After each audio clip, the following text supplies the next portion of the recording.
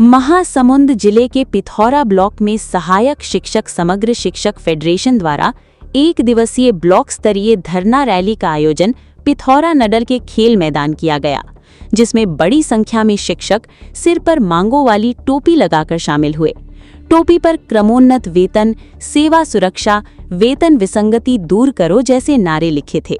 मंच से संगठन के पदाधिकारियों ने माइक पर हुंकार भरते हुए एकता का प्रदर्शन किया और कुर्सियों पर बैठे शिक्षकों ने हाथ में मुट्ठी बांधकर सेवा सुरक्षा और क्रमोन्नत वेतनमान की मांग को बुलंद किया। संगठन ने स्पष्ट कहा कि टेट अनिवार्यता के बीच शिक्षकों को सेवा सुरक्षा दी जाए और मोदी की गारंटी के तहत नियुक्ति तिथि से पूर्व सेवा की गणना कर क्रमोन्नत वेतनमान, पेंशन सहित समस्त लाभ प्रदान किए जाएं। इसके बाद धरना स्थल से नगर भ्रमण करते हुए मुख्य मार्गों से नारेबाजी करते हुए रैली निकाली गई, जो एसडीएम ऑफिस पहुंचकर ज्ञापन सौंपने के साथ समाप्त हुई। ज्ञापन अनुविभागीय अधिकारी के माध्यम से मुख्यमंत्री और शिक्षा मंत्री के नाम सौंपा गया, जिसमें जल्द सकारात्मक निर्णय लेकर शिक्षकों को न्याय देने की मांग की गई। संवाददाता गौरव चंद्राकर, महासमुंद, छत्तीसगढ़ की रिपोर्ट। जी, मैं कमलेश कुमार नायक, ब्लॉक अध्यक्ष पिथौरा। सर, आज 22 तारीख को हम लोग एक रैली के माध्यम से हमारी पूर्व से वेतन विसंगति और क्रमोन्नत वेतनमान और जो टीटी की अनिवार्यता है सेवा सुरक्षा, जो 2028 में हमारे को अंतिम समय दिया गया है, जबकि हमारे भर्ती नियम में किसी प्रकार का इस प्रकार का उल्लेख नहीं था, टीटी अनिवार्य नहीं था। बिना टीटी के हम लोग भर्ती प्रक्रिया हुआ है और अचानक से 15 साल 20 साल हमारे शिक्षक ने नौकरी कर लिया, उसके बाद टीटी लागू करना ये कहाँ तक न्याय संगत है।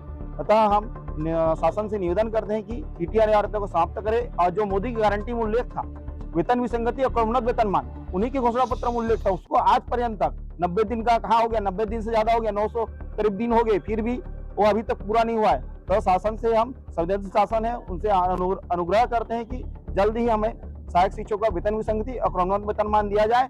हम करीब आज पिथौरा ब्लॉक में 500 संख्या हमारी जुटी हुई है। आज अगर हमारी बातों को सुना नहीं जाता तो हम 29 तारीख को जिला में प्रदर्शन करेंगे।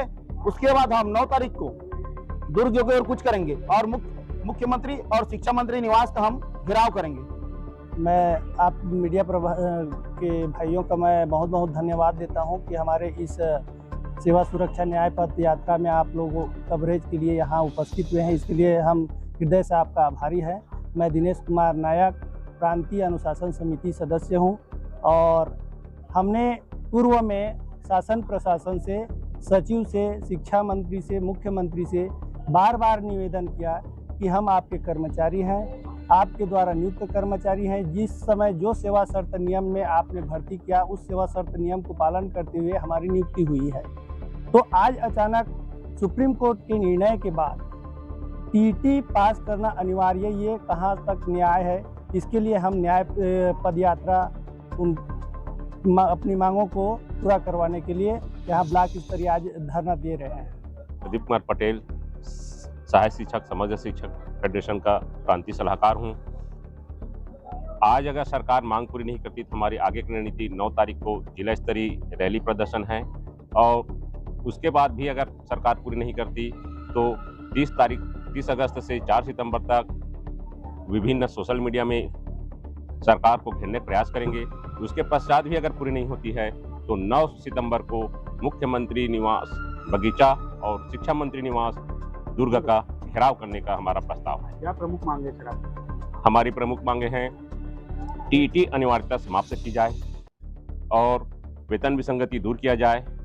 प्रथम तिथि से सेवा गणना कर क्रमोन्नति एवं पेंशन का पात्रता दिया जाए। नाम लोकनाथ सिन्हा है, मैं सहायक शिक्षक समग्र शिक्षक फेडरेशन जिला इकाई के जिला सलाहकार पद पर हूं। और जैसा कि आज का हमारा ये धरना प्रदर्शन जो है टेट की अनिवार्यता समाप्त करने के विषय को लेकर किया जा रहा है और आज के इस धरना प्रदर्शन में लगभग हमारे ब्लॉक इकाई के 400 से 450 की संख्या में हमारे शिक्षक शिक्षिकाएं उपस्थित हुई है। और मैं यहाँ पर शासन से इस मीडिया के माध्यम से अपील करना चाहूँगा कि जिस तरह से विभिन्न राज्यों में टेट की विभागीय परीक्षा आयोजित की जा रही है, उसी तरह से टेट की विभागीय परीक्षा हमारे छत्तीसगढ़ सरकार भी आयोजित जल्द से जल्द करे, ताकि शिक्षकों में जो एक भय का वातावरण निर्मित हो चुका है अपनी नौकरी जाने को लेकर, उस भय को वो शासन जो है समाप्त करे। तारीख को यहाँ पर एसडीएम को ज्ञापन दिया था कि आज हम 22 तारीख को शांतिपूर्ण रैली खेल मैदान से शुरू होकर एसडीएम ऑफिस तक आएगी। हमने इसकी विधिवत सूचना थाना को और एसडीओ ऑफिस को भी दी थी कि शनिवार का दिन स्कूल की समाप्ति के बाद 12 बजे के बाद हम लोग 3 बजे रैली निकालेंगे और एसडीएम ऑफिस को 4 से 5 बजे भी पहुँचेंगे और हमारी मांगों के प्रति ज्ञापन दिया जाएगा। लेकिन आज अभी पर्यंत तक एसडीएम ऑफिस में न कोई बाबू है न कोई अधिकारी है।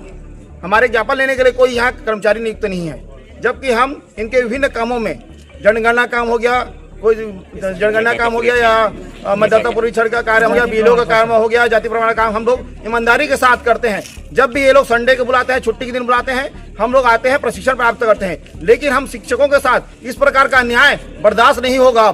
हम अब भविष्य में होने वाली हर गतिविधि का बहिष्कार करेंगे। जब ये हमारे साथ आज यहाँ कोई न कोई अधिकारी यहाँ रहना चाहिए था, हमारा ज्ञापन लेना चाहिए था, चाहे बाबू हो कोई भी हो। लेकिन अभी पर्यंत तक यहाँ पर हमारे देखिए कम से कम 500 शिक्षक यहाँ पर एकत्रित हुए हैं, फिर भी सभी सोचित है। अगर हमारे ज्ञापन नहीं लिया था तो हम आज यहीं रात तक या कल जितना भी हो अनिश्चितकालीन आंदोलन में यहाँ पर हम डटे रहेंगे। इस प्रदर्शन को देखने के बाद कुछ समय पहले ही ऑफिस का ताला खोला गया है, लेकिन फिर भी अभी तक जो है ज्ञापन आप लोग का नहीं लिया गया है। आखिर क्या कारण है? एसडीएम ऑफिस का ताला तो खुला है, एक मैडम बाबू आई है, लेकिन वो जब भी ज्ञापन दिया जाता है बाहर दिया जाता है फोटो सहित, क्योंकि इसको हम लोग ग्रुप में प्रतिनिधि ग्रुप में वायरल किया जाता है जिला से लेकर प्रांत तक, लेकिन वो फोटो खींचने से इनकार किया जा रहा है। तो हम लोग विधिवत जो ज्ञापन की प्रक्रिया है उस विधिवत ज्ञापन की प्रक्रिया को पालन करना चाहे, आए सामने हमारे साथ फोटो खिंचाए, हमारे ज्ञापन ले, बस उतना ही हम लोग चाहते हैं। वो बाहर आकर हमारा ज्ञापन स्वीकार करें। जिंदाबाद जिंदाबाद जिंदाबाद।